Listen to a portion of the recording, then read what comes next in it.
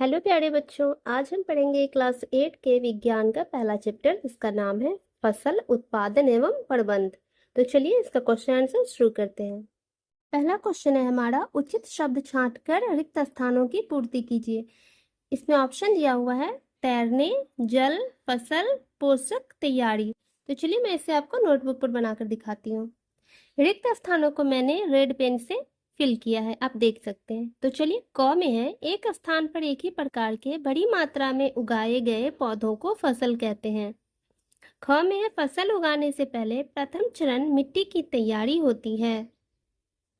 ग में है, क्षतिग्रस्त बीज जल की सतह पर तैरने लगेंगे। घ में है, फसल उगाने के लिए पर्याप्त सूर्य का प्रकाश एवं मिट्टी से जल तथा पोषक तत्व आवश्यक हैं। क्वेश्चन नंबर 2 में है, कॉलम ए में दिए गए शब्दों का मिलान कॉलम बी से कीजिए। इस साइड कॉलम ए है और इस साइड कॉलम बी है। तो पहला है खरीफ फसल, इसका मिलान है ई से, धान एवं मक्का। कॉलम ए में है रबी फसल, कॉलम बी में है इसका आंसर डी, गेहूं, चना, मटर। तीसरा है रासायनिक उर्वरक, इसका होगा बी, यूरिया एवं सुपर फॉस्फेट। चौथा है कार्बनिक खाद, इसका ऑप्शन होगा पशु अपशिष्ट, गोबर, मूत्र एवं पादप अवशेष। क्वेश्चन नंबर 3 है, निम्न के दो दो उदाहरण दीजिए।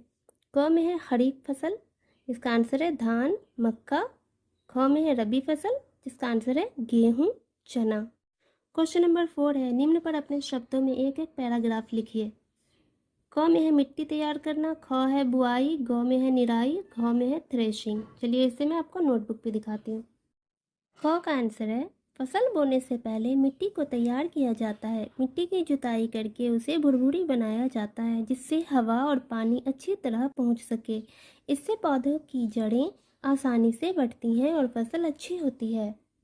ख में है बुआई, आंसर है अच्छी फसल के लिए अच्छी बीजों का चयन करना आवश्यक है। बीजों को सही गहराई और उचित दूरी पर बोया जाता है। बुआई हाथ से या सीड ड्रिल की सहायता से की जा सकती है। ग है निराई, इसका आंसर है फसल के साथ उगने वाले अनचाहे पौधों को खरपतवार कहते हैं। इन्हें हटाने की प्रक्रिया निराई कहलाती है। इससे फसल को पानी, पोषक तत्व और धूप पर्याप्त मात्रा में मिलती है। घ में है थ्रेसिंग, इसका आंसर है कटाई के बाद अनाज के दानों को पौधों से अलग करने की प्रक्रिया थ्रेसिंग कहलाती है। यह काम हाथ से या थ्रेशर कंबाइन मशीन की सहायता से किया जाता है। क्वेश्चन नंबर 5 है, स्पष्ट कीजिए कि उर्वरक खाद से किस प्रकार भिन्न है। तो इसका आंसर इस तरह लिखेंगे, एक साइड लिखेंगे उर्वरक और दूसरी साइड लिखेंगे खाद। तो हम पहला में लिखेंगे उर्वरक सब रासायनिक पदार्थ होते हैं और इसका पहला है खाद प्राकृतिक पदार्थ होते हैं। उर्वरक का दूसरा है उर्वरक कारखानों में बनाए जाते हैं और इसका दूसरा है खाद खेतों या घर पर तैयार की जा सकती है। तीसरा है उर्वरक पौधों को तुरंत पोषक तत्व देते हैं और इधर है खाद धीरे धीरे पोषक तत्व देती है और मिट्टी की उर्वरता बढ़ाती है। चौथा है उर्वरकों का अधिक उपयोग मिट्टी को नुकसान पहुंचा सकता है और इसका चौथा है खाद मिट्टी की गुणवत्ता और संरचना में सुधार करती है। क्वेश्चन नंबर 6 है, सिंचाई किसे कहते हैं। जल संरक्षित करने वाली सिंचाई की दो विधियों का वर्णन कीजिए। आंसर है फसलों का समय समय पर पानी देने की प्रक्रिया सिंचाई कहलाती है। पानी बचाने वाली दो प्रमुख सिंचाई विधियां हैं। क में है छिड़काव विधि, इस विधि में पाइप और स्प्रिंकलर की सहायता से खेत में बारिश की तरह पानी का छिड़काव किया जाता है। इससे पानी की बचत होती है और खेत में समान रूप से पानी पहुंचता है। ख में है ड्रिप या टपक सिंचाई विधि, इस विधि में पाइप द्वारा पानी सीधे पौधों की जड़ों तक बूंद बूंद करके पहुंचाया जाता है। इससे पानी की बहुत बचत होती है और पौधों को आवश्यक मात्रा में ही पानी मिलता है। क्वेश्चन नंबर 7 है, यदि गेहूं को खरीफ ऋतु में उगाया जाए तो क्या होगा, चर्चा कीजिए। आंसर है गेहूं रबी फसल है और इसे ठंडे मौसम की आवश्यकता होती है। यदि इसे खरीफ ऋतु में उगाया जाए तो अधिक वर्षा और गर्मी के कारण इसकी अच्छी वृद्धि नहीं होगी। परिणाम स्वरूप फसल खराब हो सकती है या उत्पादन बहुत कम होगा। नंबर 8 है, खेत में लगातार फसल उगाने से मिट्टी पर क्या प्रभाव पड़ता है, व्याख्या कीजिए। आंसर है लगातार एक ही खेत में फसल उगाने से मिट्टी के पोषक तत्व कम हो जाते हैं। इससे मिट्टी की उर्वरता घट जाती है और फसल का उत्पादन कम होने लगता है। इसलिए समय समय पर खाद और उर्वरकों का उपयोग करना चाहिए। क्वेश्चन नंबर 9 है, खरपतवार क्या है, हम उनका नियंत्रण कैसे कर सकते हैं?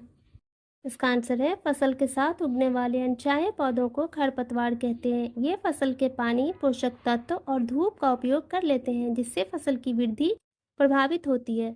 खरपतवार का नियंत्रण इस प्रकार किया जा सकता है: समय समय पर निराई करके, खुरपी या अन्य कृषि उपकरणों से हटाकर, आवश्यक होने पर खरपतवार नाशी दवाओं का छिड़काव करके।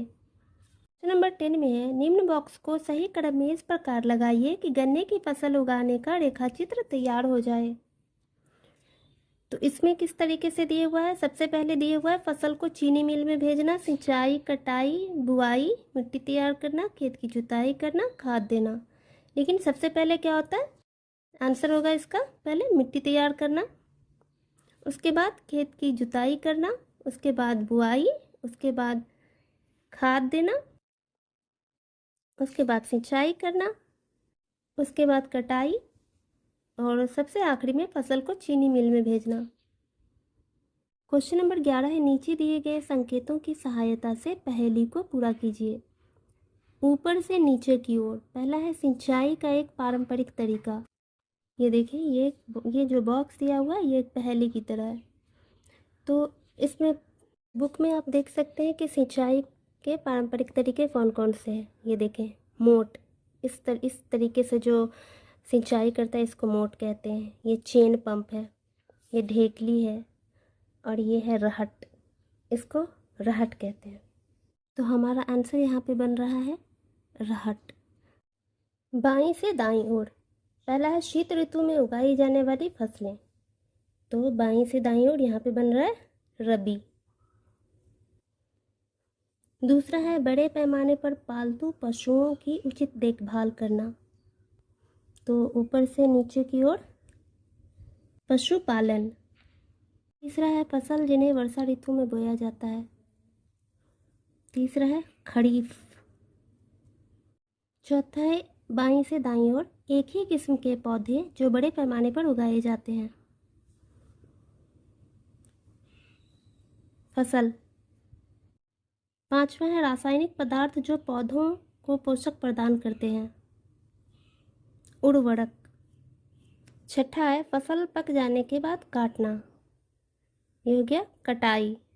सातवां है खरपतवार हटाने की प्रक्रिया, यह है निराई। तो प्यारे बच्चों, आज के लिए बस इतना ही। तो मिलते हैं नेक्स्ट वीडियो में एक नए चैप्टर के साथ। उम्मीद करती हूँ आपको अच्छे से समझ में आया होगा। तब तक पढ़ते रहिए, सीखते रहिए, मुस्कुराते रहिए।